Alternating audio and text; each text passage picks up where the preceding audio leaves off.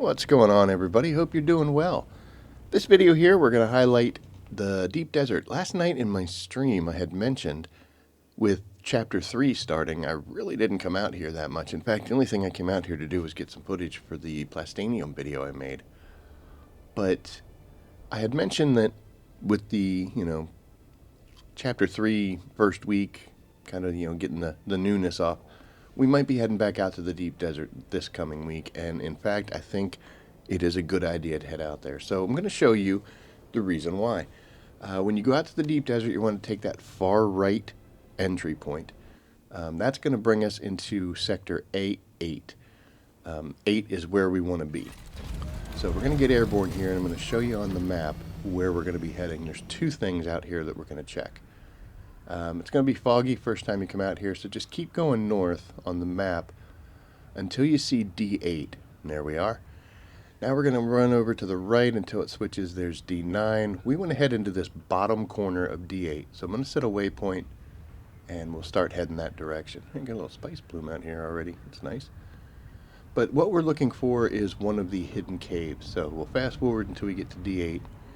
And this big rock formation here, larger than everything else around, that's where you want to be heading. So we're going to take a look around here, and we're looking for a hidden cave.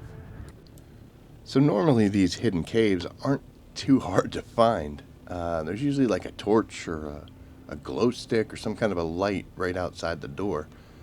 But this one's a little tricky. You're going to look for the center portion here. You got these double archways, and if you head into this little cubby, there you'll see it down there. We're looking for that mesh door. Looks like there is a light, but unfortunately it's inside of a cave. But we're going to pull out the rapier, put on our shield, and we're going to head on in. You technically don't have to fight in this forgotten cave. You can if you want to. There's only a couple guys in here, and it's not too difficult of a fight. But I'm mainly just here for that constellation chest. This isn't it, but you see you get a couple good items out of there. And we're going to head over here. There it is over in the corner. Pulled some kind of gloves. Hook call gloves. Not bad, but it is what it is. But as you can see here, we don't have to fight. We can just take off running, and pulled some decent rewards. That plastanium dust is also going to come in pretty handy. But we're coming back out to the Thopter now.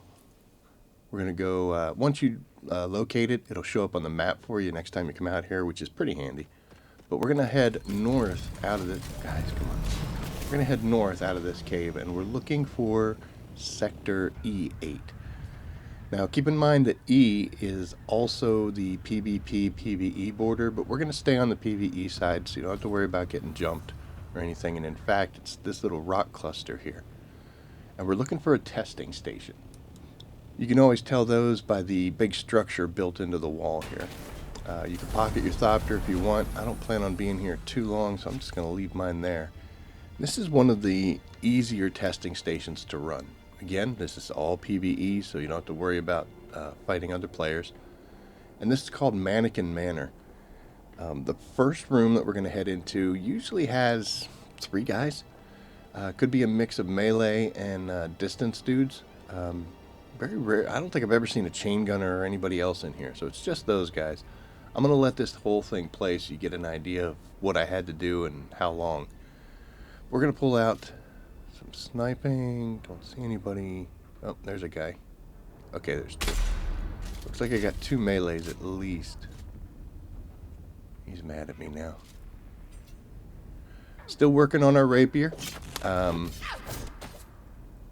We're doing much, much better, but we're still not getting the parries we want to. There, so I can go and down.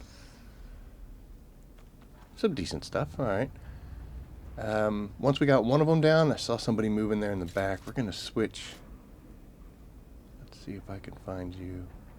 There you are. We're going to go ahead and take this guy at range. I guess I missed. Ooh. Nice little headshot. And there we go. Alright, so there should only be one more guy, and I know there was 2 melees, so we'll just go in, fight him directly. There you are. What you got? Come on, buddy, let's do this. Missed. Okay. Okay.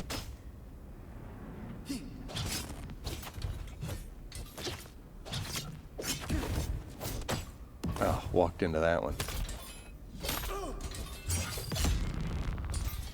Oh, he tanked that. Oh, yeah. And he got right. Ooh, nice moves, dude. A little low on stamina. Nope, that one didn't connect.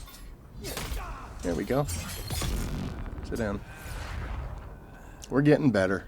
Still a learning process. Once you get these three guys down, there's a chest over here. It'll just have some minor equipment. And then we're going to move to the second room. There's usually 4 guys in here, and there could be either a chain gunner or a flamethrower guy in here. So be warned about that. I don't normally see melee dudes in here, but we're going to take these guys at range. Nope. Nope. And I'm only seeing... Oh, I missed. I'm only seeing 3, which is weird. Makes me wonder if somebody's hiding. And be careful with this because you're fighting at range, so every time you take a shot, you are dropping your shield, and they can kind of overwhelm you pretty quickly if they're all shooting. But use your cover, use your the terrain. Come on, man, somebody do it.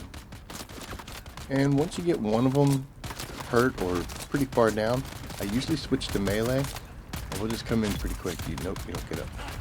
And finish them off.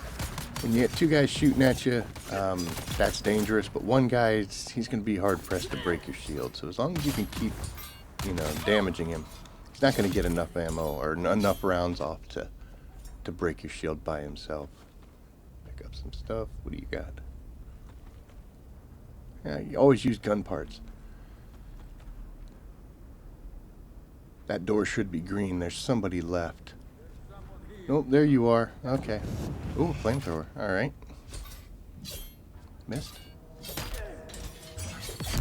I love that rapier double stab. Oh, he punched me. And down we go. And that door's green over there. That means everybody here is dead. So, in order to get in there, we have to... Or, I'm sorry. In order to get in here, we have to go into this room and get an ID band. But everybody's gone. That's all the enemies that you have to fight, and there's some pretty decent rewards in here. You can hit every chest if you want. Sometimes there's some stuff in here, but most of the time, nah. What do you got? Oh yeah, I'll take some power regulator, sure. Sorry. But we're going to head out of this room. We're going to go straight across and down the steps here. This is where the purple band comes in.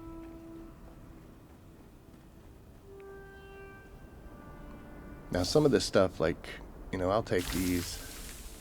I don't really need the rest of that stuff, so I'm going to leave it behind.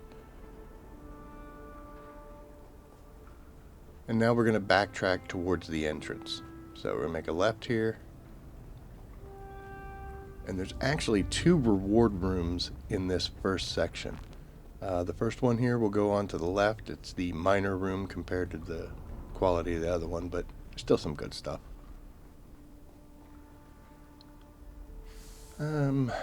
Shields are nice, but I'm good. Always use those. Those. Sure. Nah, I'm kind of full. I don't really need those. So you may have to do some inventory management, get rid of some things that you necessarily don't want or need. I don't need these, we can drop them.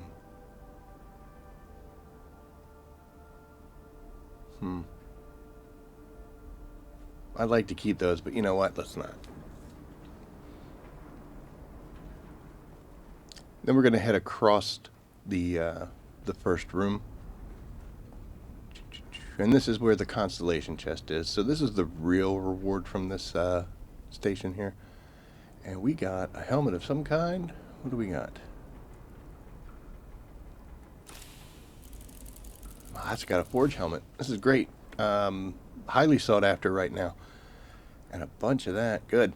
Excellent, excellent. Okay, so yeah, a forge helmet is upgradable. You can put augments onto it, and it's actually really valuable for the testing stations that we're doing for the Lanzerhead missions now. So, but as you can see here, this was pretty quick. It only took me about maybe 15 minutes to get both of these done. One section I didn't have to fight. In the second section, yes, we did have to do some combat, but you can minimize it. Take some guys at range, deal with the melee guys. Like I said, there could be a chain gunner or a flamethrower in that last room. But we came out of here with at least one really good schematic and some materials that we're definitely going to need for these two areas that are really close to each other.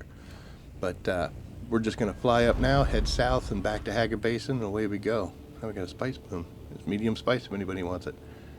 But here you go, guys. A great week for the deep desert. Definitely going to help out with doing these testing stations. And as always, I'll see you out there. Take care, folks.